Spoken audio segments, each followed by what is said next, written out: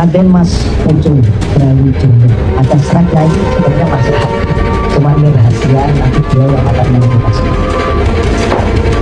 Kekuatan energinya ini dari 5 ya, ada harimau, kuda, garuda, ular naga, dan sosok beliau Raden Mas Pucung Brawijaya itu ketika bertapa di Gunung Lawu, Bambang Majapahit, dan di atas lafaz la ilaha illallah Muhammadur Rasul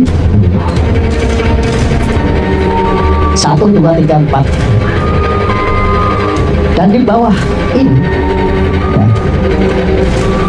kerajaan yang nyata dan yang gaib itu sebenarnya ada sumber atau mata air sebagai kehidupan, pengalaman spiritual, penjajah alam spiritual masa dulu sampai sekarang yang ada. Ini baru terbuka pintu gerbang menuju kejayaan. Makanya beliau inilah titisan daripada Prabu Brawijaya kelima.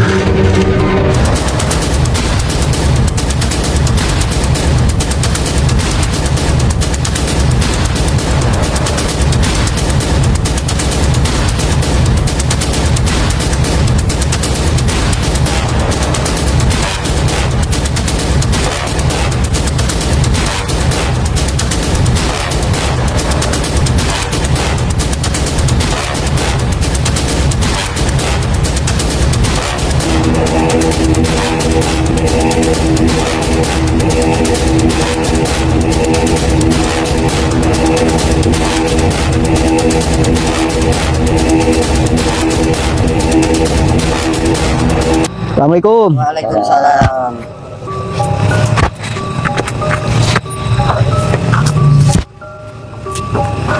Lihatin guys. Nggih, sami-sami.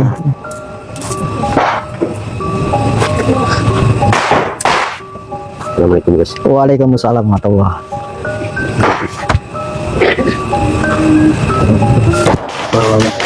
Assalamualaikum. Nggih, sami-sami.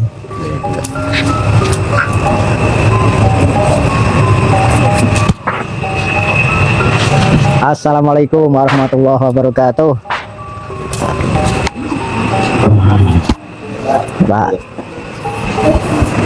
Assalamualaikum.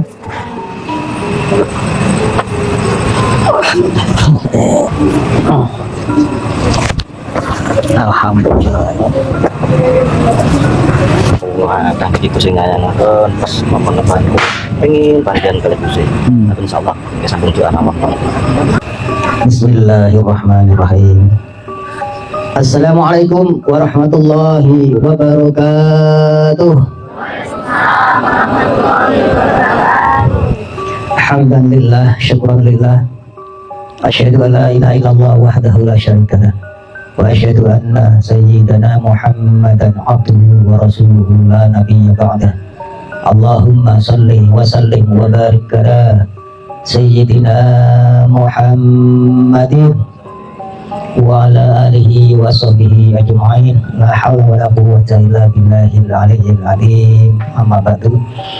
Ila hadratil kiram, para alim, para ulama, para sepuh, para bini sepuh, wabil khusus sahibul bait, sahibul hajat, beliau yang terhormat, sahib saya, sahib kami, keluarga saya, keluarga kami dari Terah, yaitu Raden Mas Pucung Brawijaya. Para sepuh, para bini sepuh, terkhusus kedua orang tua beliau, hadirin wa hadirat jamaah, kaum muslimin, kaum muslimat, padepokan atau pendopo agung, sedulur ngaji diri, masya Allah, tabarakallah. Dan tidak bisa kami sebutkan satu persatu, tapi tidak mengurangi rasa takdim, rasa hormat saya semuanya yang di sini, termasuk tim kami dari Tangerang, keluarga kami semuanya. Mohon maaf lahir dan batin. Alhamdulillah wa syukurillah wa binikmatillah la haula wala quwwata illa billahil aliyyil azim. Puja dan puji syukur kita haturkan kepada Allah Subhanahu wa taala Salawat beserta salam semoga tercurahkan keaiban baginda alam Nabiullah Muhammad Rasulullah Sallallahu Alaihi Wasallam beserta keluarganya, para sahabatnya, para tabi'in dan insyaallah semoga tercurahkan kepada kita sekalian selaku umatnya fitini wa dunya wal akhirah. Amin ya robbal. Alhamdulillah, langsung saja perjalanan yang begitu jauh ya, dari Pati menuju Tangerang langsung ke Ngawi.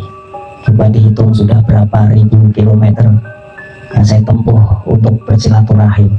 Dan di sini saya sudah hampir 7 hari ya, bertapa topo broto saya. Cuman toponya bukan di gua, bukan di gunung, tapi di hotel. Aneh, saya tidak pernah keluar sama sekali selama 6-7 hari di kamar. Ngapain Gus? Nah ini hasilnya. Baru ini seumur-umur saya dikerjain beliau. Dikerjain beliau, tapi demi kebaikan. Ini masanya pintu gerbang yang mulai terbuka. Mohon maaf, Raden, umurnya usianya berapa sekarang? 43. Pas 7. 40 itu sudah menjadi titis. 3, 4 sama 3, 7. Saya 7 hari di sini. Langit ada berapa? Bumi kita tawaf, kita sa'i, kembang 7 rupa. Oke, 7 tujuan. Ya, tidak di setting, tapi ini semua udah kejadian dan terbuka semua pintu gerbang kegaiban menuju kenyataan hari ini.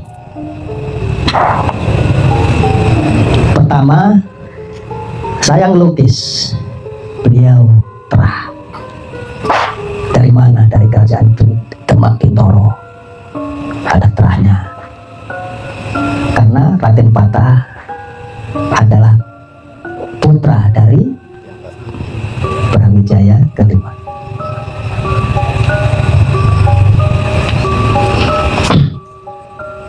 Ini nggak serta-merta saya kasih nama seperti ini yang nanti saya akan utarakan, saya sebutkan. Ringkas cerita, saya pertama melukis beliau dengan tutup mata. Ya. Wajahnya sama nggak kira? Beliau sama beliau. Kalau Prabu Brawijaya gimana Ustaz? Gimana tuh wajahnya? Ini titisan. Ya mirip-mirip. Biasa kayak gitu. Ya kan? Kalau kamu pengen lihat anaknya, bapaknya mirip anaknya. Raden Mas Pujo Brawijaya, ada seratnya itu sebenarnya masih ada, cuman ini rahasia, nanti beliau yang akan menemukan sendiri. Makanya ini ada seratnya ini. Saya nggak tahu, beliau tembus kurang dikit, tapi makanya tak kasih seret tanda merah. Nggak tahu, nanti beliau yang akan menemukan sendiri dari tirakat atau ritual. Karena ada kritik takut hujannya ini, langsung saya singkat saja. Terus lukis dimensi dari beliau ini, Kiai Giri Lawu. Kiai Giri Lawu itu khotam beliau yang ada di Gunung Lawu. Sering ngasih petuah-petuah keilmuan. Juga ini ada Syekh Ali Al-Maki. Nggak serta-merta saya ngasih nama, itu muncul langsung saya tulis, nggak ada ngarang-ngarang. Ini asli dari Baghdad, cuman beliau tinggal di Makkah. Makanya ada Al-Makki, Makkah Al-Mukarramah. Ini kalau tak jelasin semua nanti karena udah mau kritik nih nanti nih. Terus ada juga dimensi lain dari Dewi Suci Nawang Wulan. Nah, bukan ini Niro itu, tapi titisannya, nitis beliau, nitis lagi ke Raden Pujo.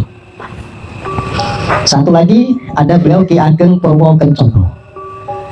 Ini sosok sesepuh dari Alas Purwo, sering bertapa sana.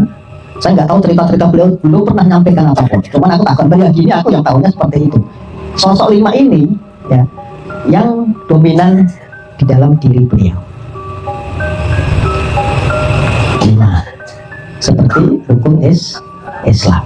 Ini nggak kebetulan, tapi seperti itu. Oh kebetulan enggak, memang sudah seperti itu. Oke. langsung ya habis ini langsung putus pendopo. Pendopo Agung Jati Diri, ngaji dari Jati Diri. Ya, ada pendopo. Beliau ini hadir dimensi dari siapa?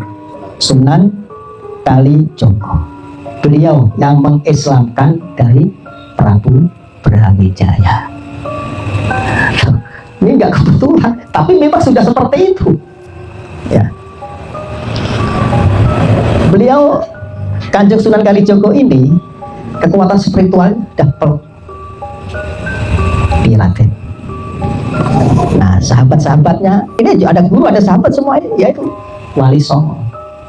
Makanya dia yang beliau Kanjeng Sunan Kalijogo yang menguasai wilayah pendopo ini dengan spiritualnya, keilmuannya, lebih kejawen di sini kelihatan kerajaan. Diapit oleh penggawa kerajaan Majapahit masa lalu. Ini khutam masa lalu hadir. Lambang Majapahit. Dan di atas lafaz la ilaha illallah Muhammadur Rasulullah. 1, 2, 3, 4, 5. Dan di bawah ini ya, kerajaan yang nyata dan yang gaib itu sebenarnya ada sumber atau mata air sebagai kehidupan dari yang beliau inginkan di sini nanti menyebar. Seperti apa? Seperti ketika Prabu Brawijaya itu ya menyampaikan, membuka pintu gerbang gaib menuju ke Islaman dari zaman yang gelap menuju terang. Ini mata airnya yang tembus sungai Tempuran di Srikati. Coba digali, terserah sampai berapa dalamnya. Ini kehidupan memancar matahari, tembus bumi, cahaya langit dan mata air bumi yang kemarin saya sampaikan di sini. Langsung saja yang ke sini karena gerimis. Kemarin pas saya ngelukis terakhir, saya nggak mampu untuk melanjutkan karena berat energinya ini. Wah, saya tepar di situ, pingsan, ya setengah gak sadar, dah loyo lah. Dibantu beliau Raden di sini. Akhirnya saya bangkit lagi, tapi tetap saya nggak bisa meneruskan lukisan itu. Makanya udah ini cukup. Dan ini yang paling lama ketika saya melukis di hotel. Kekuatan energinya ini ya, dari 5 ya, ada harimau, kuda, garuda, ular naga, dan sosok beliau Raden Mas Pujo Brawijaya itu ketika bertapa di Gunung Lawu. Tidak pernah disampaikan beliau kepada saya, apapun nggak pernah nyampaikan. Cuman yang disampaikan apa? Tentang pelukisan nantinya berapa kanvas, beli cat, gitu-gitu doang. Nggak pernah cerita apapun. Beliau tuh nggak pernah cerita apapun di hotel, belum ketemu saya, nggak pernah. Nah, beliau percaya sama saya, yang saya rasakan, yang saya lihat, ya saya tuangkan semua di sini. Tidak ada rekayasa sama sekali saya sama Raden. Saya panggil Raden aja nggak ada rekayasa, saya ntar biar kamu begini, biar kamu biar begini, nggak ada. Saya spontan semua, apa yang saya lihat, apa yang saya rasakan, apa yang saya itu saya tumpahkan semua. Mau salah mau benar, ya ini hasil observasi gaib saya di beliau Mas Raden sama lokasi dan pengalaman spiritual, penjajah alam spiritual masa dulu sampai sekarang yang dihadapi. Ini baru kebuka pintu gerbang menuju kejayaan. Makanya beliau inilah titisan daripada Prabu Brawijaya kelima.